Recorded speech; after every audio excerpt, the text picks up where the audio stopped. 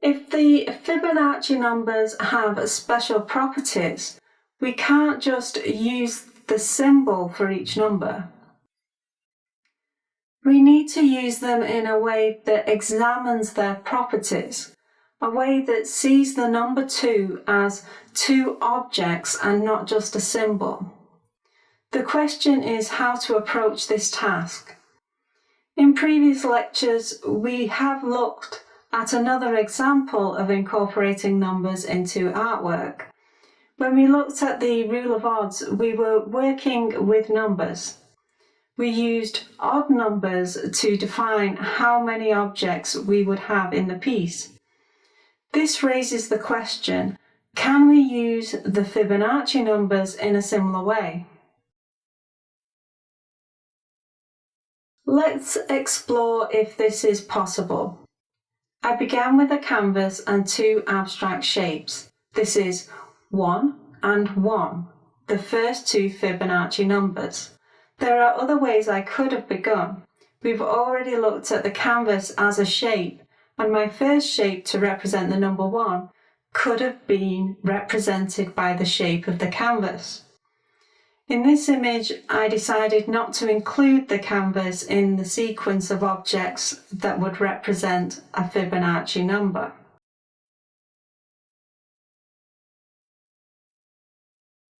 The next number in the sequence is 2, and for this I chose two yellow shapes. These shapes cut into the shapes underneath, but they don't divide them, because each object is shaded. This creates the impression of one object behind another. If each abstract shape was a flat colour with no variation in shade, it would create a problem. In that scenario, the yellow would cut the abstract shapes into a higher number. Look at the interaction of the yellow and purple shape in the left of the image. If those were block shapes, the purple object would become divided into two objects. The object that represents the number 1 would be divided into 2. The next number in the sequence is 3. I've chosen to represent 3 with 3 blue abstract shapes. I'm still focusing on adding shading to those shapes to make sure they are seen as complete objects, even when other shapes are placed on top.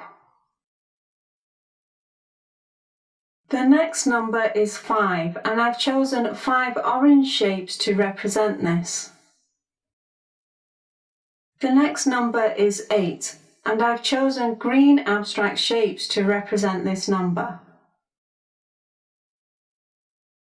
I've chosen 13 red shapes to represent the number 13. I hope that you've noticed that during this process, I'm not just thinking about the numbers. I began with purple and balanced it with yellow, which is a complementary colour.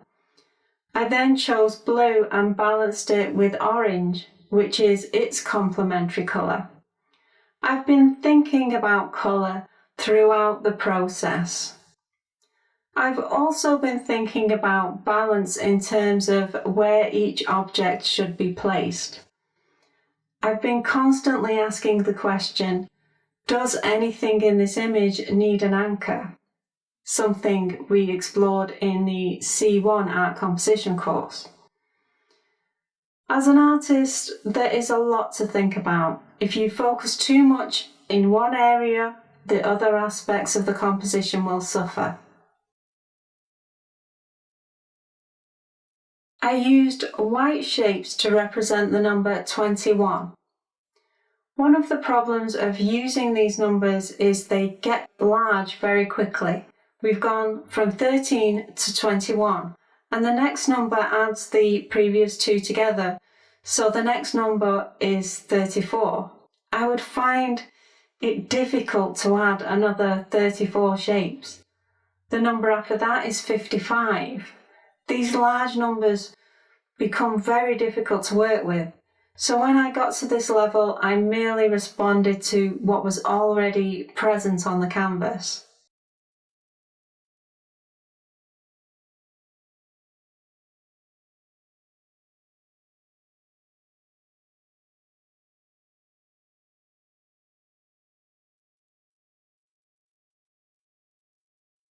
This is the final piece of artwork. I'm satisfied with the image, but it could have been better. Using the Fibonacci numbers in this way, it was restrictive.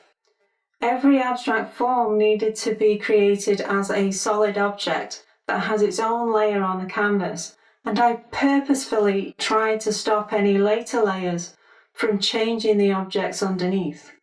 This approach removes some of the tools the abstract artist has at their disposal.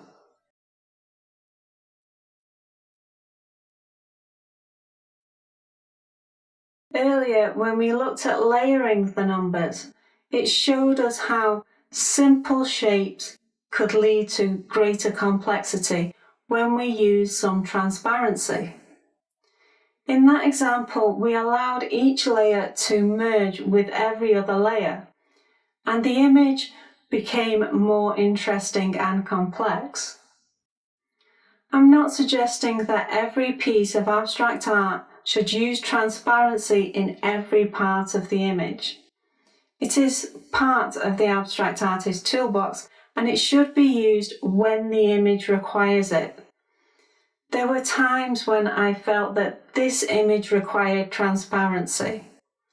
I wanted to let new shapes be created, but I held back because I was trying to use the numbers. This isn't the best way to use the numbers because it doesn't aid the creative process. I felt that it restricted that process.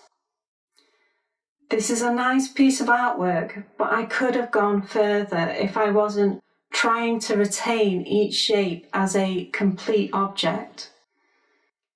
This process doesn't lead to something more interesting.